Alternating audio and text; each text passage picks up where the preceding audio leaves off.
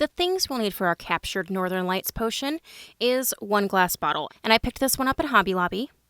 Optionally, you can also add some iridescent tinsel. We are going to be using rubbing alcohol today. I'm also going to be using some Prussian blue alcohol ink. We're going to swap our cork for a number 8 white rubber cork. We're going to use some gray jute twine, as well as the Chameleon mica powder in violet and green. We're going to use some permanent markers in a blue-gray and a Prussian blue. I'm going to use some white sealing wax and a hot glue gun, as well as some UV glue to seal our cork. And finally, we will need our label printed on sticker paper, and the link for this is in the description down below. Let's get started. The first thing we're going to do for this one is we are going to add our alcohol to the bottle.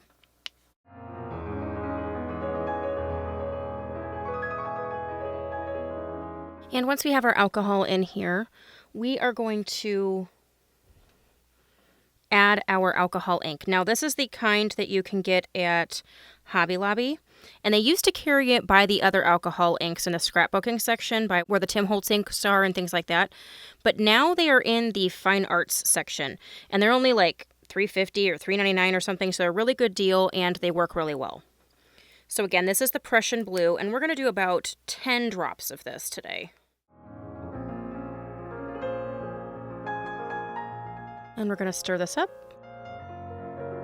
And that gives us a really nice blue color that's not too dark, kind of reminiscent of like the night sky, and that's what I was going for with this.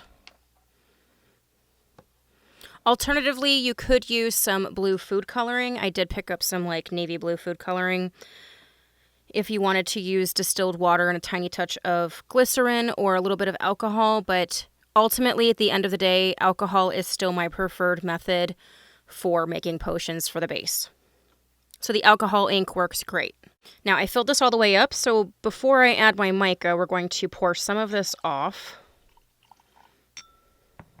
And I think that'll be good. And I'm going to kind of set that off to the side. So again, today we're going to do a mix of these 2 different mica powders.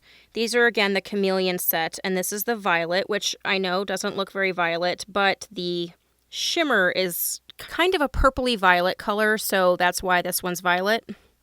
And again, this one doesn't look like it's green, but as you can tell, the shimmer in this one is green.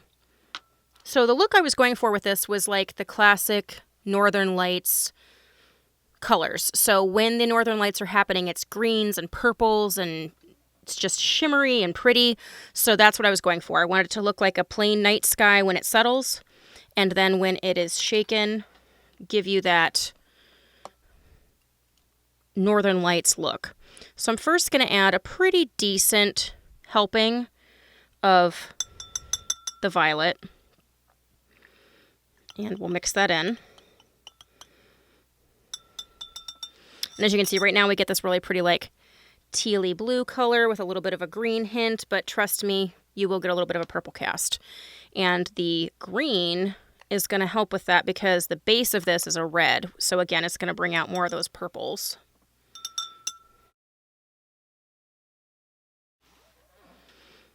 So again, I'm going to grab a pretty decent, healthy amount of this mica powder as well. Okay, so as we mix this, I want you guys to see, we get this beautiful purple green shimmer that will then settle back to this clear blue.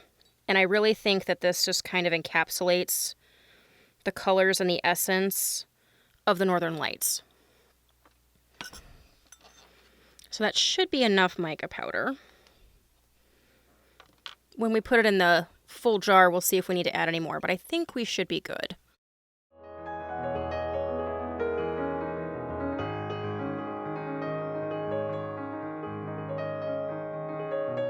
It's just so pretty. Honestly, the camera doesn't even pick up all of the shimmers we get. It's just so pretty. All right, so at this point, you could stop and this could be your potion. And I did do that with one. I have one without any of the iridescent tinsel. However, I kind of think the tinsel adds another element and kind of gives you some of those like lines that are in the Northern Lights. So I thought that that would be a good addition as well. Okay, so I've kind of grabbed a decent little cluster here, and I'm just going to wrap this up to make it smaller, and then we're going to kind of shove it in. And as you can tell, it kind of like sucks it in. And so I'm going to push that in to see if I think I need some more.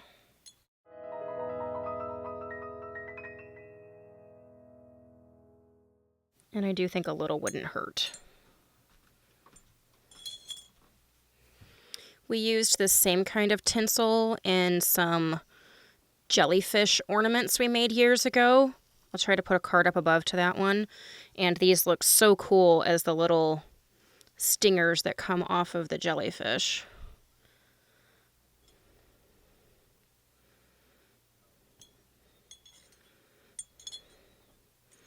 Now, alternatively, you could also add some iridescent glitter like we used in our renewal elixir earlier this year.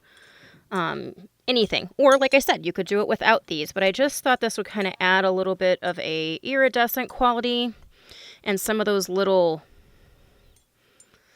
like lines and patterns that the sky gets when the Northern Lights are happening. Okay. So I think that's good. So if you guys can see, we got the iridescent tinsel in there, and it just kind of adds a texture to this. Now, when it settles, you'll just kind of see some iridescent lines in there, which again, I feel like is kind of maybe what the night sky looks like before it truly starts firing off into those Northern Lights. So I'm going to dry the edge of this. We're not going to quite put our cork in yet, but I am going to get this ready for the cork. So before we put the cork on this one, I want to do a faux finish to this white cork because it's just kind of plain and boring. And I want this bottle to kind of have an old look to it. Like maybe someone was able to capture the Northern Lights in this jar and they've been carrying it around with them just for some extra magic or something like that. So I want this to have a little bit more of an old look to it, and right now it doesn't. But the rubber cork is necessary for the alcohol. So we've done this on a few other potions in the past, but we're going to do a faux finish to our cork. So I'm going to take this blue-gray first, and we are literally just going to color the top of our cork. Now, these markers are the ones from Five Below, so they are not expensive. You get a whole big pack for $5, and they are permanent markers, which means they have alcohol in them. So they will go on here really nicely, and they're also going to allow us to blend it. So it does not matter how rough this looks right now. We are just getting a base coating. And then a little more than halfway up, we are going to go around because what's actually in the potion, we won't need to see. And then we're going to have some cording wrapped around it. So we just need to do about half. Now, you may find that your tip gets a little bit of a buildup, and if that happens, just rub it on some paper.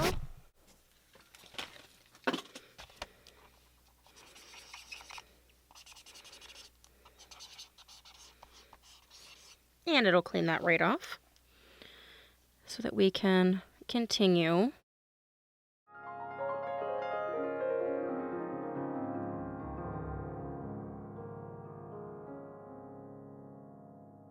I like to go around the edge of the cork just to make sure we don't have any of that white showing. I'm going to cap this one up for a second. We are going to take our Prussian blue, and we are going to add just a few little dots to the top. I know right now it looks crazy. Promise it will be good. And we're just going to add a few to the sides. So just a tiny bit of the blue. Then we're going to go back with our marker, the blue-gray, and we're going to kind of swirl this around. So because these are permanent and they have the alcohol in there, it means that it will pick up and disperse the other one and just help it blend. Now, if you find that your permanent marker is not blending, if you take a Q-tip and some alcohol and you just dip your Q-tip into the rubbing alcohol, you can rub it around on here and get a very similar effect. Okay, so now that we have our faux finish to our cork, we can now glue it on. So I'm going to go ahead and push this in. And then I'm going to use my GB Weld Super Weld glue, or any UV glue will work just fine.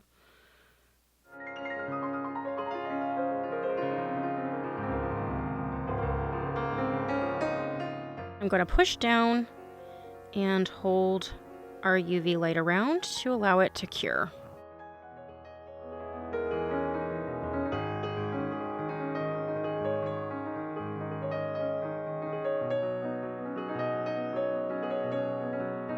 Now that we have our cork on and it is fully cured, nothing is leaking. Perfect seal. We can now put on our cording. So we're going to wrap this one just like we have hundreds of other bottles before. If you'd like a in-depth tutorial of how I am putting the wrap on here, I will put a card up above to my tips and tricks video.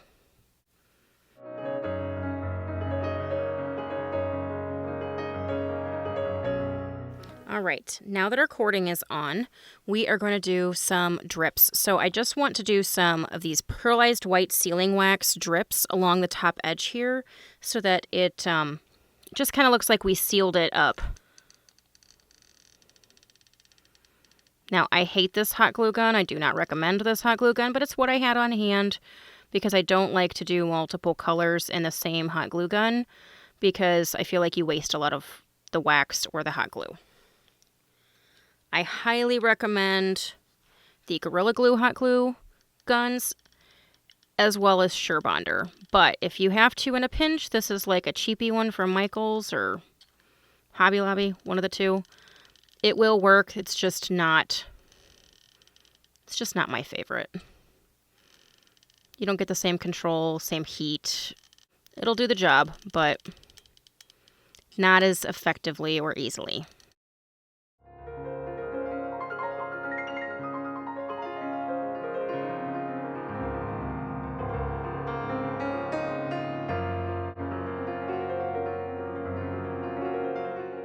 Alright, so we got some good looking drips on here.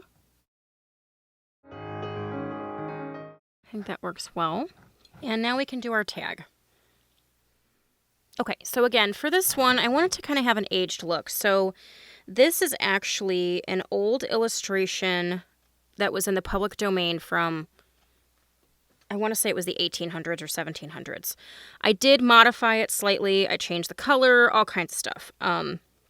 And then obviously I added the 65 degrees latitude because the best northern lights are between 60 and 70 degrees latitude. So I figured we'd split the difference and go with 65. And then I have the contents being captured northern lights and then CNCC apothecary. So I don't know how well you guys can see all that. And again, I made this look like it was like a separate label stuck on here and was kind of tattered and worn, and then it looks like we did a little stamp of CNCC apothecary on here as well. Now, the actual label right now looks too pristine, so I am just going to crumple up our sticker paper, and then we're going to unfold it. And if we need to, add a few more. So at this point, we're going to take the backing paper off.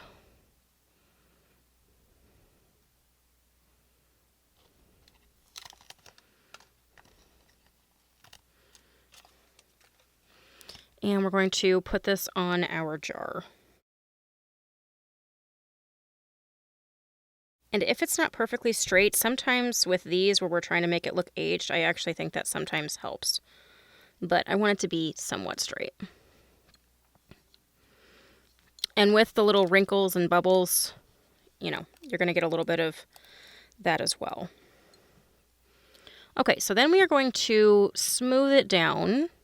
And you are going to see that you can definitely tell where we crinkled it up, and we're getting some of those different lines and some little wrinkles. And I love that. I feel like it just adds some authenticity. Now, around the edges where we've already got some bumps, I'm going to just take my nail and actually like bend it in so that we get, you know, like some aged and worn details on here.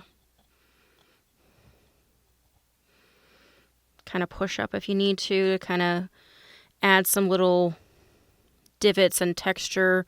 Again, I want it to look like you kind of been carrying it around in maybe a magical bag or in your pocket while you're traveling in like some big coat or something. And it's just not perfect. It's worn and it's old, but what's inside is really special. And I know, so besides the Northern Lights themselves being really cool and there being some really neat displays of them this year, I mean, I feel like they came out in the summer, they came out a little bit this fall, and came down way lower than they have in a very long time because of some different storms and things. But I feel like there's also some legends around Christmas and Santa Claus because, you know, he is in the North Pole and you can see Northern Lights up there. I feel like they kind of have some stories that may be reminiscent of the Northern Lights. Even in the Polar Express movie, they talk about the Northern Lights when they, you know, cross that latitude. So now that I have this rubbed down really well, I love the aged look we get with this. And we've got our purpley green, beautiful shimmers that just kind of mimic the sky when it has the Northern Lights. Now, I did wholeheartedly want to light this up, but because of the mica powder, you don't actually see the light through it. So this is a very bright little flashlight here, and when I shine it through, you see nothing. So if I put it on the bottom, the only thing it illuminates is the very bottom of the glass. You actually don't get any illumination hardly at all through the bottle because of the mica powder blocking it out. So even when there's light right behind it, so this light is right now at the top and you can't see any difference. So I did not light this up because of that. And I think with that, we are done with our captured Northern Lights.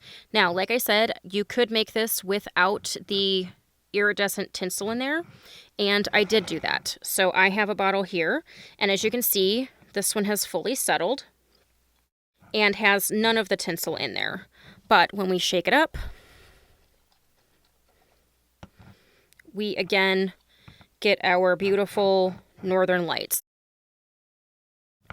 So here is the difference between no tinsel and tinsel. So I do feel like the tinsel does keep the swirls from moving a little bit longer, but it does add a neat effect and texture in there. So you can kind of decide whether you want to add it or not, but I wanted to show you what both of these look like. So I think this will make a great addition to our potion and prop collection of Make Along the Way, or even a fun thing to add to a winter or Christmas display. So if you guys like this video, give me the thumbs up. If you haven't subscribed, please do so, and we will catch you guys later. Thanks so much.